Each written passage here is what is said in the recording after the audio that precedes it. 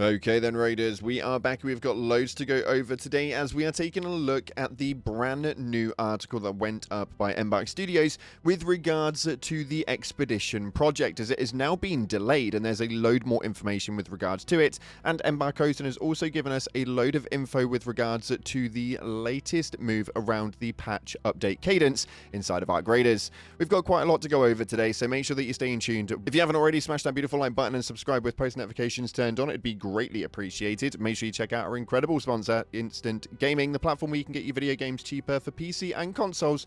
The best deals, offers, promotions, and discounts, all running up to 70% off on old and new games alike. The link's in the description for that one. And if you want a free copy of the game, or if you just want some Raider tokens instead, then it's very simple. We're giving them away here on the channel. Head down to the comment section, put any colored love art you would like, and it will enter you in. We'll announce that one in just a few days' time. That being said, let's dive into Arc Raiders and see what the hell is going on with the new Expedition projects. So starting off, you may have saw that we had no patch update on Thursday just gone, and it confused a lot of people, although some people didn't even really notice because they were just enjoying the game, and there was other news to go over on those days. But Embark stated that yes, this week we needed to refrain from a big patch, and we won't be able to sustain weekly fixes due to the team's capacity, but we're making sure all your feedback is noted.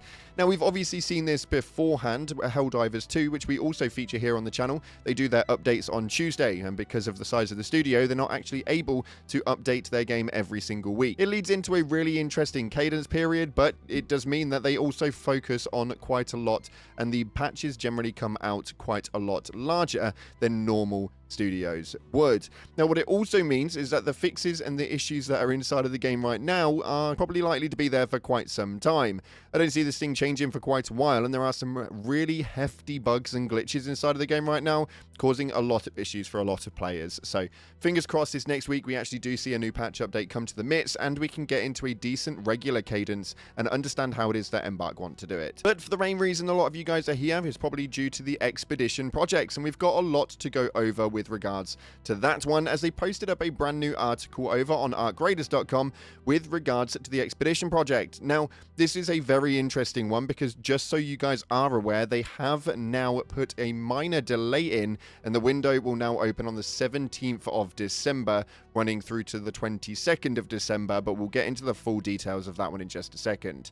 They post up this one right here, and the first part of the article actually states, why did you become a raider? Perhaps Speranza has always been too small for you. Maybe it's the thrill of danger, the feel of fresh air on your skin, or the promise of wealth that only available topside. Whatever your reason, all raiders share one thing in common: the spirit of adventure.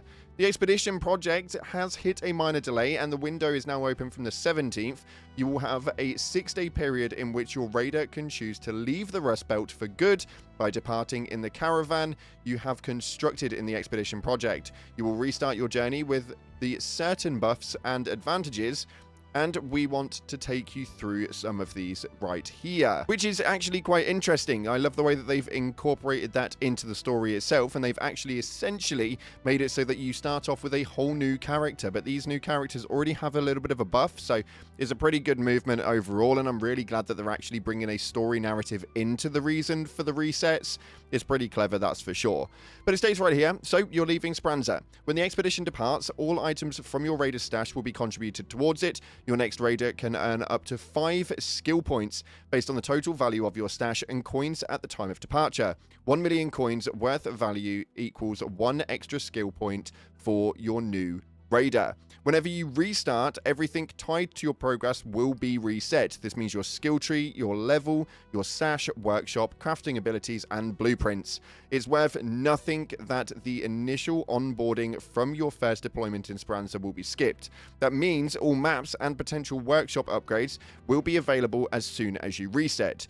Your new raider won't totally restart from square one. By resetting, you will unlock the following advantages and rewards. Now, this is some of the stuff that you guys maybe didn't know about, and if you think this is going to be enough for you guys to actually reset, then do let me know via the comment section below. But it states right here, as far as your permanent unlocks, these are unlocks that will be there no matter how many times you reset. The Patchwork Raider outfit, the Scrappy Janitor cap, Expedition's indicator icon, skill points depending on the stash value, and 12 stash bases. Now, as an overall, that doesn't actually sound like a lot considering you're resetting your entire character. There are some temporary buffs though, including 10% repair repair buff, a 5% XP boost, and 6% more materials from Scrappy. Now, for me personally, I feel like if you're going to reset your character, the XP boost should probably be a little bit more than that, but that's just my 2 cents in the matter. I don't actually think that 5% XP boost is going to really do that much at all. If you really look at it, you gain 10 XP, it's essentially going to give you 0.5 XP. It's a bit of a weird one, man, isn't it? It's a really bit of a weird one, but let me know what you guys think of that one. It states while skill points, extra stash space, and cosmetics are permanent unlocks, the account buffs will expire if you choose not to depart within the subsequent expedition. Bear in mind, buffs will increase in power for your next 3 expeditions, but only 1 departure allowed per expedition window. Remember, the expedition window will be open from the 17th and last until the 22nd of December. You must sign up during this period, and everyone automatically departs at the exact same time on the 22nd. The value of your stash and coins will be counted when the window closes, so don't stop looting before then. If you choose not to depart this time around, don't worry, your progress towards building a caravan will be preserved, so you can keep working on it until the next window opens in a couple of months. Essentially meaning, if you're not ready to leave the Speranza just yet and leave the Rust Belt for good and reset that character, you can continue along with your current journey on your current expedition project, meaning that you don't have to reset that one every few months. If you guys are a bit more of the casual player and you're putting things in slowly but surely, and you will reset eventually, you can just keep on building the way through it. Now, it states, why are we doing it like this? Progression wipes are a notoriously difficult thing to balance in online multiplayer games. We get that. Mandatory global wipes have some obvious benefits. Heavily invested players get to re-experience the initial grind once again, and for a time, the playing field is leveled. The optional expedition project is our solution to some of the problems that inevitably arise with mandatory wipes. Specifically, by respecting your time, investing in the game, we want to offer you the choice. Now, this is obviously really, really large, and I think that a lot of people will take this, and actually for those people who are grinding out this game and causing probably a bit of a nuisance for people at the higher levels, I think that them resetting that may give you newbies or you casuals a little bit more of an opportunity to be able to play the game properly, and that's just because you won't be getting dunked on by some people with ridiculous gear. It states, not completed as much as you like, keep on raiding, building and growing, ready for a new challenge, and to grind once again, depart on the expedition and receive buffs, rewards, and bragging rights. For now, the story is yours to write. We can't wait to see what you decide.